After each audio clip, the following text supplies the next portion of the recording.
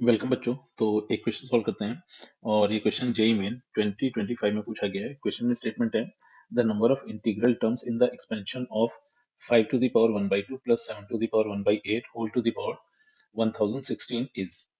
तो सबसे पहला काम तो ये कर लेंगे कि ये जो अपने पास बायनोमियल एक्सपेंशन लिखा हुआ है इसका जनरल टर्म लिख लेते हैं। तो जनरल टर्म मिल गया है T R plus one is equal to, ये मिल गया है एन सी आर, और एन के प्लेस पर 1016 गिवन था तो ये बन गया एन सी आर, फिर 5 टू द पावर 1/2, फिर ये 1016 माइनस आर मिलेगा, then 7 to the power 1/8 to the power R.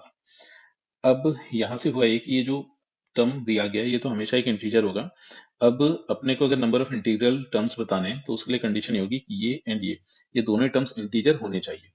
अब ये एंड ये टर्म्स इंटीजर तब हो सकते हैं जब सबसे पहले तो ये जो 5 की पावर दी गई है वो एक इंटीजर मिले, साथ ही साथ 7 की पावर भी एक इंटीजर मिले, और ये तभी पॉसिबल है जब 1016 माइनस आर अपॉन 2 ये एक इंटीजर हो एंड आर अपॉन 8 ये भी एक इंटीजर हो जाए। अब यहाँ पर ये इंटीजर तभी हो सकते हैं जब ये वाली जो क्वांटिटी है वो 2 का मल्टीपल हो जाए। मतलब ये हुआ कि 1016 माइनस आर ये होना चाहिए 2 का मल्टीपल। तो 2 का मल्टीपल होने का मीनिंग हो गया ये 0 हो सकता है, ये 2 हो सकता है, ये 4 हो सकता है, और फाइनली अगर r के प्लेस पर देखा जाए तो r के प्लेस पर मैक्सिमम 1016 पुट कर सकते हैं।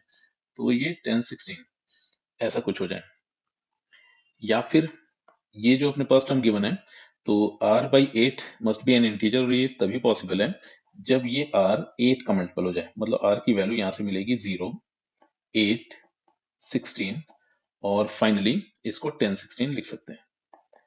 तो अब यहाँ से अगर देखें तो फॉर एग्जांपल अगर इस वाले टर्म को साथ में उठाते हैं और यहाँ से अगर मैं सबसे पहले ये वाला टर्म उठा लूं, मतलब 1016 माइनस आर को 1016 से इक्वेट कर दे तो आर की वैल्यू यहाँ पर 0 मिली। फिर अगर इसके पहले देखा जाए तो 1024 1014 बन रहा होगा इनफैक्ट। तो अगर 1016 माइनस आर को 1014 से इक्वेट कर दे तो यहाँ से आर की वैल्यू 2 मिलेगी। तो अब ये जो पहली वाली कंडीशन दी गई है ये ऑलमोस्ट आर के लिए सारे के सारे इवन नंबर्स दे रहा है और ये सिर्फ और सिर्फ 8 के मल्टीपल्स दे रहा है। तो अब बात ये कि अपने को आर की वो सेट ऑफ वैल्यूज चाहिए जिसके लिए ये और ये दोनों ही कंडीशन साइमल्टेनियसली ट्रू हो जाए।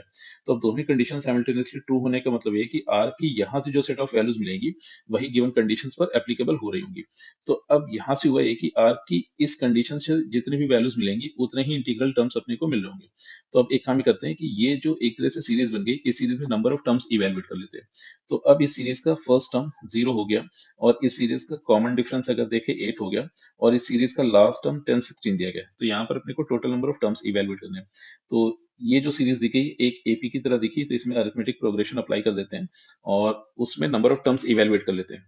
तो लास्ट टर्म गिवन था 1016, तो first term plus N minus one into D. तो जैसे इस फॉर्मूले का यूज किया, अब फर्दर इसको सिंप्लीफाई करें तो ये बन रहा है 8n minus 8 is equal to 1016।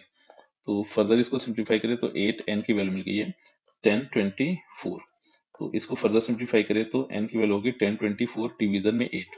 तो फर्दर अगर इसको सिंप्लीफाई करें तो यहाँ से n की वैल्यू मिलेगी n इज इक्वल टू, तो 8 1 जा 8 और फिर 2, फिर 8 2 जा 16 और फिर 6 और 8 8 जा 64। तो यहाँ से जो n की वैल्यू मिली दैट इज 128। तो इस क्वेश्चन में नंबर ऑफ इंटीग्रल टर्म्स मिलेंगे 128।